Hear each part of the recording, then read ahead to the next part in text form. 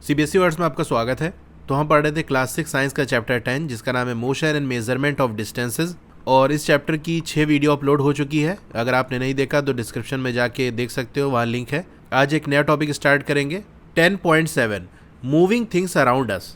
तो हमारे आसपास की जो चीज़ें मूव करती हैं, एक जगह से दूसरी जगह जाती हैं, मूवमेंट दिखाती हैं, उनके बारे में थोड़ा सा जानेंगे। एक्टिविटी 5 करते हैं। Think of some object you have seen recently. तो अभी हाल ही में जो ऑब्जेक्ट आपने देखे हैं, जो चीज़ें आपने देखी हैं, उनके बारे में ज़रा सोचो और उनको टेबल 10.4 में लिस्ट कर लो। जैसे आपने स्कूल बैग देखा होगा, मॉस्किटो को देखा होगा, table, people sitting on desk, desk पे लोग बैठे हुए हैं या लोग मूव कर रहे हैं। हो सकता है आपने बटरफ्लाई देखा हो, डॉग, काऊ, अपने हाथ को तो देखा ही होगा, एक छोटे बच्चे को देखा हो, या पानी में किसी मछली को देखा हो, घर देखा है, factory, stone, horse, ball, bat, moving train, a swing machine, a wall clock और हैंड ऑफ अ क्लॉक। तो ये सारी चीज़ें हो सकता है आपने देखी। तो जो भी चीज़ें आपने देखी उसको लिस्ट करना है आपको टेबल 10.4 में। तो जितनी बड़ी ये लिस्ट हो सके उतना आपको बना लेना है। तो देखें इस टेबल में है क्या, तो इनमें से कौन सी चीज़ मूव कर रही है और कौन सी रेस्ट है यानी रुकी हुई है, ये इस टेबल के अंदर करना है।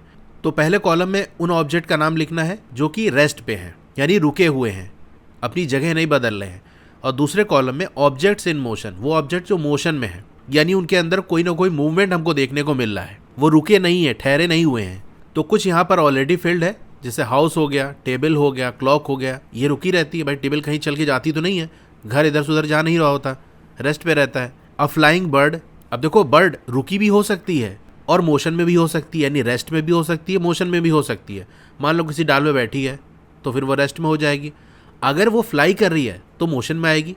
मोशन का मतलब क्या है कि अपनी जगह चेंज कर रही है, अपनी पोजीशन चेंज कर रही है। अभी कहीं थी, थोड़ी देर बाद कहीं और पहुंच गई। तो बर्ड फ्लाई कर रही होगी तो फिर वो किस में आएगी, ऑब्जेक्ट इन मोशन में आएगी। इसी तरह आपकी जो क्लॉक है वो तो रेस्ट पे है, रुकी है। भाई घड़ी जैसे दीवार पे अपने लगा दी तो वो तो कहीं चल के नहीं जाती ना, तो वो रुकी रहती है। लेकिन उस घड़ी के अंदर जो घड़ी की सुई है वो घूमती रहती है। तो देखो seconds hand of the clock, जो सेकेंड वाली सुई है वो घूमती रहती है कि नहीं हर वक्त, तो ये मोशन में आ जाएगी। इसी तरह सबको लिस्ट करना है। तो इस टेबल को हम फिल कर लेते हैं। ये टेबल बहुत इंपॉर्टेंट है आपको मोशन और रेस्ट के कॉन्सेप्ट को समझने के लिए, इसीलिए मैं आपको अच्छे से करा रहा हूँ। तो रेस्ट वाले में हाउस, टेबल और क्लॉक पहले से ही फिल्ड है। ऑब्जेक्ट इन मोशन में a flying bird, seconds hand of the clock, ये फील्ड है। अब अपनी बुक में आप देखते जाओ और यहाँ पर हम फिल करते जाते हैं। स्कूल बैग किस में आएगा, रेस्ट वाले में आएगा, यानी जो बैग है वो रुका रहता है, अपने से इधर उधर तो जाता नहीं। मॉस्किटो, ये रुका हुआ भी हो सकता है, मोशन में भी हो सकता है। मान लो कहीं बैठा हुआ है, किसी का खून चूस रहा है तो फिर वो रेस्ट में आ जाएगा। अगर उड़ रहा है इधर उधर, किसी को ढूंढ रहा है किसका खून चूसे, तब तो मोशन में आएगा। तो आपको ये बताना पड़ेगा, यानी आपने जो देखा, मान लो आपने मॉस्किटो को देखा तो उस समय मॉस्किटो क्या कर रहा था, हंस रहा था कि रो रहा था कि खा रहा था, मतलब क्या उड़ रहा था कि बैठा हुआ था कहीं। तो जैसे मान लो मैंने देखा था उड़ते हुए उसको, तो मैं यहाँ पर क्या लिखूंगा, मैं सिर्फ यहाँ मॉस्किटो नहीं लिखूंगा, वरना तो फिर नहीं पता चल पाएगा रेस्ट पे है कि मोशन में है। तो यहाँ लिखूंगा अ फ्लाइंग मॉस्किटो, उड़ता हुआ मच्छर। फिर टेबल, ये तो पहले से ही है। पीपल सिटिंग ऑन डेस्क, तो लोग बैठे हुए हैं, तो रुके हुए हैं ना, अपनी जगह तो बदल नहीं रहे, बैठे हुए हैं, तो ये ऑब्जेक्ट एट रेस्ट में आएगा। पीपल मूविंग अबाउट, लोग मूव कर रहे हैं, इधर से उधर जा रहे हैं, तो ये मोशन में आएगा। फिर बटरफ्लाई आपने देखी, तो बटरफ्लाई क्या कर रही थी, कहीं बैठी थी या उड़ रही थी। तो मैंने तो उड़ती हुई बटरफ्लाई देखी तो मैं इसे मोशन वाले में लिख दूंगा, लेकिन बताना पड़ेगा कैसे देखा। A flying butterfly. इसी तरह डॉग, तो मैंने भागते हुए दौड़ते हुए कुत्ते को देखा, तो यहाँ लिख दूंगा मैं अ रनिंग डॉग। काऊ कहाँ आएगा, अब मैंने गाय को बैठे हुए देखा तो वो रेस्ट पे है, बैठी हुई है, कहीं इधर से उधर जा नहीं रही है, तो ये रेस्ट वाले में आ जाएगा। A sitting cow. Your hand, तो आपका हाथ क्या कर रहा है, जैसे मैं अभी हाथ हिला रहा हूँ, वेव कर रहा हूँ, टाटा बाय बाय कर रहा हूँ, तो ये मोशन में आ जाएगा। अगर हाथ आपका रुका हुआ है तब आप रेस्ट पे लिख सकते हो, मैं मोशन वाला लिख देता हूँ। वेविंग हैंड यानी हाथ हिलाना, किसी को बाय वगैरह करना। या आप अगर लिख रहे हो तो राइटिंग हैंड, आप जब लिखते हो तो आपका हाथ क्या करता है, मोशन में होता है। अ स्मॉल बेबी, बच्चा क्या कर रहा है, कूद रहा है। बहुत छोटा बच्चा होगा तो ज़्यादातर लेटा ही रहता है, तो मैंने एक छोटे से बच्चे को देखा जो कि सो रहा था, तो मैं उसे रेस्ट वाले में लिखूंगा। A small baby sleeping on bed. A fish in water, मछली पानी के अंदर क्या कर रही है, तो स्विम भी कर सकती है, रुकी भी हो सकती है, लेकिन ज़्यादातर वो स्विम ही करती रहती है, तो इसको मोशन वाले में ही हम लिखेंगे। A fish swimming in an aquarium, किसी एक्वेरियम में मछली तैर रही है, तो ये मोशन में आ जाएगा। फिर हाउस तो पहले से लिखा है। फैक्ट्री कहाँ रहती है, रेस्ट पे रहती है, रुकी रहती है।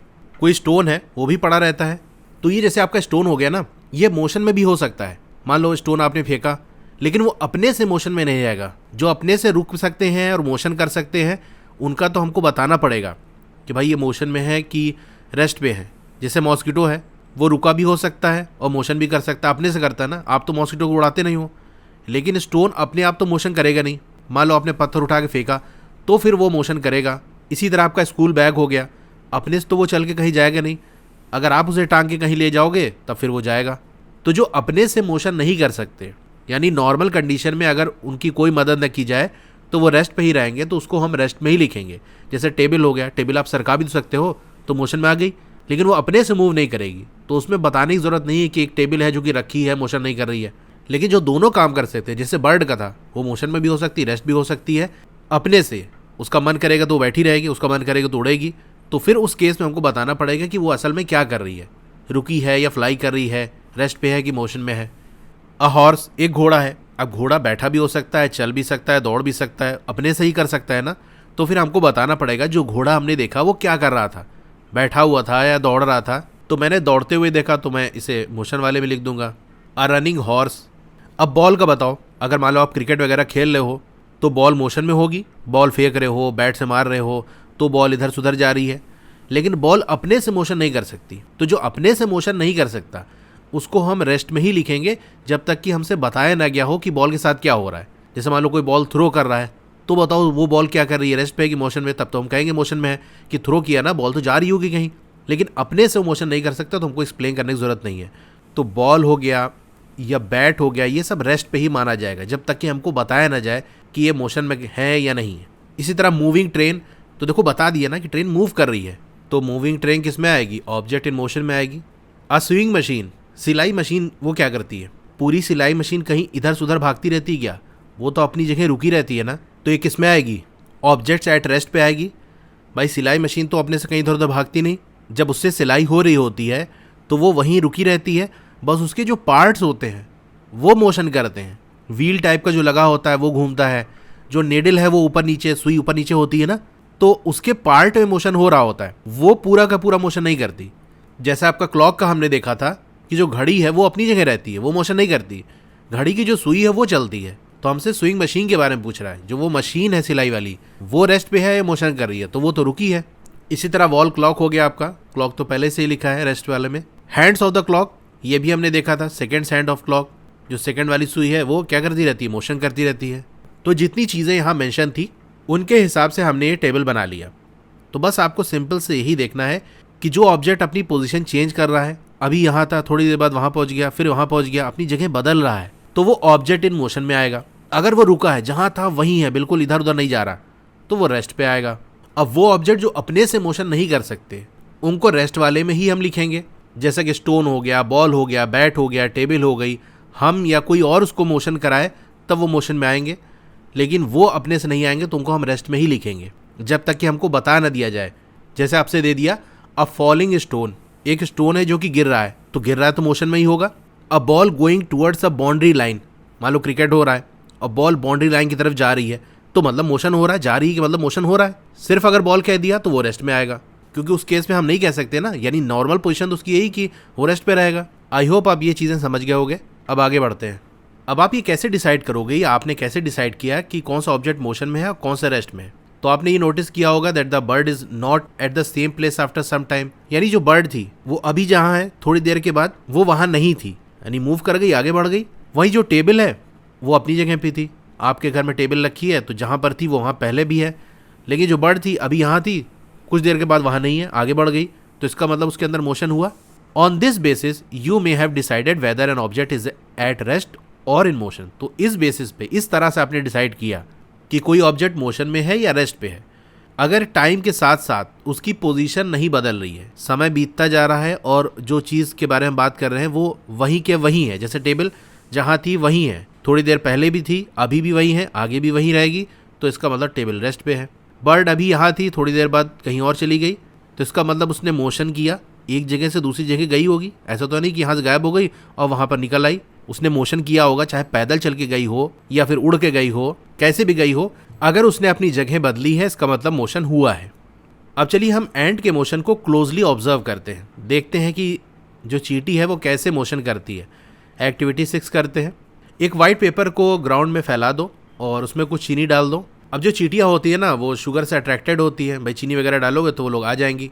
तो आप देखोगे थोड़ी देर में बहुत सारी जो एंड्स है, चींटियाँ हैं, वो रेंगते हुए उस शीट पे पहुँच आएंगी, उस पेपर पे पहुँच जाएंगी जहाँ आपने चीनी डाला था। तो बहुत सारी चींटी हैं, इनमें से किसी एक चींटी पे आपको फोकस करना है कि ये क्या करती है, कैसे चलती है, इसको देखना है। Try and make a small mark with a pencil near its position when it has just crawled on to the sheet of paper. तो किसी एक चींटी को देखो कि वो कैसे चल रही है। जैसे मान लो ये आपका शीट ऑफ पेपर था, चींटी जहाँ से चलते हुए जहाँ गई तो उस रास्ते पे आपको मार्किंग करते जाना है। जैसे अभी यहाँ पर थी, फिर यहाँ पहुँच गई, फिर इधर पहुँच गई, फिर इधर गई, फिर इधर गई, ऐसे ऐसे ऐसे करते हुए, ठीक है। जहाँ जहाँ से गुजरते हुए गई, जब वो आगे निकल जाए तो वहाँ पर आपको ऐसे पॉइंट लगा देना है। ध्यान रहे वो थोड़ा सा आगे बढ़ जाए तभी मार्क करना है। ऐसा ना हो कि पेंसिल आप उसी के ऊपर गड़ा दो और वो बेचारी अपनी जान से हाथ धो बैठे, तो ऐसा पाप नहीं करना है आपको। तो इस तरह से आपको मार्क कर लेना है। तो इस तरह से आपको मार्किंग करते जाना है उसकी पोजीशन का। After a few second as it move along the sheet of paper, यानी जब वो आगे बढ़ जाए, थोड़ा टाइम बीत जाए, तब आपको निशान लगाना है। थोड़ा सा आगे बढ़ जाए तो जहाँ थी वहाँ निशान लगा लिया, फिर और आगे बढ़ी तो फिर जहाँ पहले थी वहाँ निशान लगा लिया। इस तरह से करते जाना है। अब कुछ टाइम के बाद खेल खत्म, पैसा हजम। पेपर को हिलाकर उस सारी चीनी को गिरा देना है और उस चींटियों को भी गिरा देना है। अब कनेक्ट करो जो अलग अलग पॉइंट्स आपने मार्क किए थे with arrow to show the direction in which the ant was. तो जो पॉइंट आपने मार्क किया तो उन सबको ऐसे कनेक्ट कर देना है कि यहाँ गई, इस तरह से होते हुए ये ऐसे बना लेना है। और एरो भी ऐसे बीच बीच में लगा दो कि किस डायरेक्शन में गई, ऊपर से नीचे नहीं, नीचे से ऊपर गई है, इस तरह से बना देना है। ठीक है, तो ये आपको यहाँ बनाकर भी दिया हुआ है। ठीक है, एंड की पोजीशन एक बार यहाँ थी, फिर यहाँ थी, फिर यहाँ थी, फिर यहाँ थी, और इसको ऐसे लाइन से बना दिया और बीच में एरो वगैरह लगा दिया कि ये इसका पाथ है। इस तरह से ये मोशन करके गई। तो हर जो पॉइंट आपने मार्क किया था वो क्या शो करता है? ये शो करता है where the ant move to. Ant कहाँ से मूव करते हुए गई, कहाँ कहाँ होके गई, इन इंटरवल ऑफ फ्यू सेकेंड, यानी कुछ सेकंड में वो कहाँ से कहाँ गई। कभी यहाँ थी, 3 सेकंड के बाद कहाँ पहुँची, वहाँ हमने निशान लगा लिया। फिर अगले 3 सेकंड में कहाँ पहुँची, वहाँ हमने मार्क कर लिया। तो जैसे जैसे टाइम बीत रहा है, कुछ कुछ सेकंड पे वो कहाँ कहाँ थी वो हमने मार्क किया, यानी अलग अलग टाइम पे उसकी क्या पोजीशन थी ये हमने मार्क किया। तो मोशन के बारे में हम क्या कह सकते हैं? Motion seems to be some kind of a change in the position of an object with time, isn't it? तो मोशन आपसे पूछा जाए व्हाट इज मोशन, तो आप यही लिखोगे, motion is change in the position of an object with time. तो motion क्या है? टाइम के साथ साथ पोजीशन का चेंज होना, जगह का बदलना। क्या ऐसा नहीं है? बिल्कुल ऐसा ही है। अब जो एक्टिविटी 5 हमने की थी, अभी जो टेबल किया था, where did you place object like clock, तो आपने क्लॉक को कहाँ प्लेस किया था, या जो आपकी स्विंग मशीन है या इलेक्ट्रिक फैन अगर आपने लिखा हो तो उसको आपने कहाँ रखा था? जो आपने ग्रुपिंग की थी ना ऑब्जेक्ट की, कि कौन ऑब्जेक्ट रेस्ट पे है कौन मोशन में है, तो उनको कहाँ रखा था? तो क्लॉक हो गया, स्विंग मशीन हो गया, सिलाई वाली मशीन हो गया, इलेक्ट्रिक फैन हो गया, ये सब किस में आएंगे? ऑब्जेक्ट एट रेस्ट में आएंगे। वही पंखा जहाँ लगा रहता है वहीं लगा रहता है ना, पंखा इधर उधर थोड़ी नहीं जाता है, पंखा तो उसी जगह लगा रहता है, घड़ी भी उसी जगह रहती है, सिलाई मशीन भी वहीं रहती है, तो इसीलिए ये सब रेस्ट पे आएंगे। अब क्या ये जो ऑब्जेक्ट है वो मूव कर रहे हैं एक जगह से दूसरी जगह? नहीं। आपसे पूछ रहा है नो, हाँ बिल्कुल नहीं मूव कर रहे हैं। Do you notice movement in any of their parts, क्या इनके किसी पार्ट में आपको मोशन दिखा? यानी ये पूरा का पूरा तो एक जगह से दूसरी जगह नहीं जा रहे हैं, ये टाइम के साथ अपनी पोजीशन चेंज नहीं कर रहे हैं, इसीलिए हम रेस्ट पे गए। लेकिन क्या इनके पार्ट भी रुके हुए हैं? तो इनके पार्ट नहीं रुके हुए हैं। तो आपसे पूछ रहा है क्या आपने कोई मूवमेंट देखा? तो हाँ, यस, इनके पार्ट के अंदर मूवमेंट हमको देखने को मिला। जैसे घड़ी हो गई, उसकी जो सुई है वो घूमती रहती है। सिलाई मशीन हो गई, उसका एक व्हील वाला हिस्सा होता है वो घूमता रहता है, जो उसकी सुई है वो ऊपर नीचे होती रहती है, वो मोशन करती रहती है। पंखा है, पंखे की जो ब्लेड है वो घूमती रहती है, पंखा तो उसी जगह है लेकिन ब्लेड तो घूमती रहती है ना। तो इनके पार्ट में मोशन हो रहा है, पूरी इनकी बॉडी का मोशन नहीं हो रहा है। तो यही बात है, द ब्लेड ऑफ फैन और the hand of the clock, ये कैसे मूव कर रहे हैं? क्या इनका जो मूवमेंट है वो वैसा ही है जैसा ट्रेन का मूवमेंट है? यानी ट्रेन तो पूरा का पूरा एक जगह से दूसरी जगह जाती है, लेकिन ये जो चीज़ें हैं, क्लॉक हो गया, सिलाई मशीन हो गया, फैन हो गया, ये पूरा का पूरा एक जगह से दूसरी जगह नहीं जा रहे हैं। तो ये ट्रेन के मोशन से सिमिलर नहीं है, हम कहेंगे नो। अब चलिए हम देखते हैं at some types of motion to help us understand this difference. तो अब जो अगला टॉपिक है उसके अंदर हम टाइप्स ऑफ मोशन पढ़ेंगे कि मोशन कितने टाइप के होते हैं, क्या क्या होते हैं, उनके अंदर क्या होता है, ताकि हमको डिफरेंस पता चल सके। तो ये वाला टॉपिक हमारा यहीं एंड होता है और इसी के साथ ये वीडियो भी एंड होती है। तो अगर आपको क्लास 6 की और वीडियोस देखनी है तो इस तरह से आपकी वीडियो चल रही होगी। पहले आप वीडियो को लाइक कर लो, इधर लाइक का बटन होगा, और चैनल को सब्सक्राइब कर लो। तो यहाँ देख सकते हो नीचे मोर लिखा होगा, उस पर आपको क्लिक कर देना है। फिर आप यहाँ पर स्क्रॉल डाउन करोगे तो आप देख सकते हो सारी प्लेलिस्ट आपको मिल जाएगी। क्लास 6 साइंस, क्लास 6 मैथ्स की चैप्टर वाइज भी प्लेलिस्ट है जो कि नीचे आपको मिल जाएगी। तो जो भी वीडियो आपको देखनी है उसके सामने जो लिंक दिया हुआ उस पर आप क्लिक करोगे तो वहाँ से वो ओपन कर लोगे। जैसे क्लास 6 साइंस देखनी है ना, तो यहाँ पर आप क्लिक करोगे तो क्लास 6 साइंस की वीडियो आपको सारी यहाँ पर मिल जाएगी। Okay, thank you.